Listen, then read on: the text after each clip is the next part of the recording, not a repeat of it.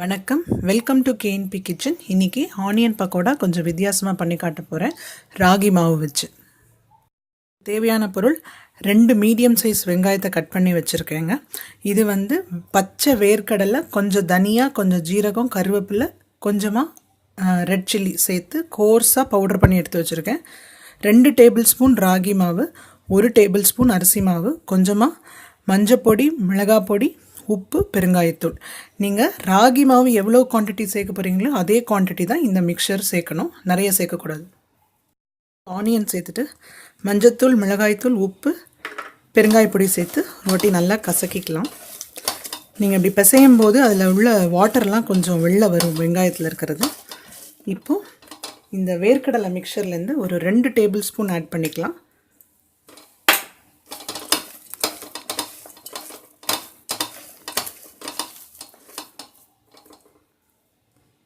கொஞ்சமாக ராகி மாவு சேர்த்துக்கிறேன். நீங்கள் ராகி மாவுக்கு பதிலாக கம்பு மாவு கூட சேர்த்துக்கலாம்.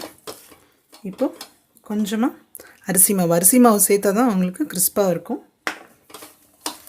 நல்லா மிக்ஸ் பண்ணிவிட்டு தேவைப்பட்டால் கொஞ்சமாக தண்ணி தெளித்து பிசைஞ்சுக்கலாம்.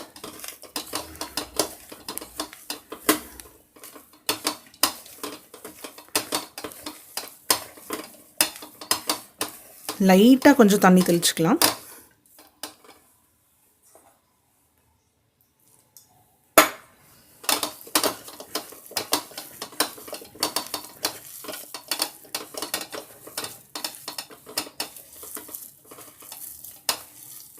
நீங்கள் பிசைகிறதுல தான் இருக்குது.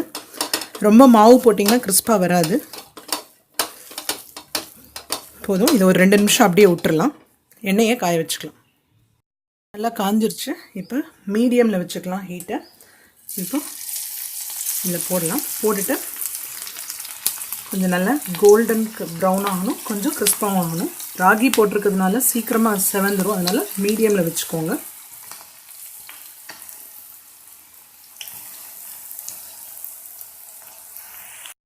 நல்லா கிறிஸ்பி ஆகிடுச்சுங்க. இந்த ஸ்டேஜில் எடுத்துடலாம். மொறு ராகி பக்கோடா ரெடிங்க. நீங்கள் இதை கண்டிப்பாக ட்ரை பண்ணுங்கள். இதுக்கான measurements and tips for making description பாக்ஸில் கிளியராக கொடுத்துருப்பேன், அதை ரெஃபர் பண்ணிக்கோங்க. கண்டிப்பாக ட்ரை பண்ணுங்கள். இது உங்களுக்கு பிடிச்சிருந்ததுன்னா like, share and subscribe to our channel. Thank you.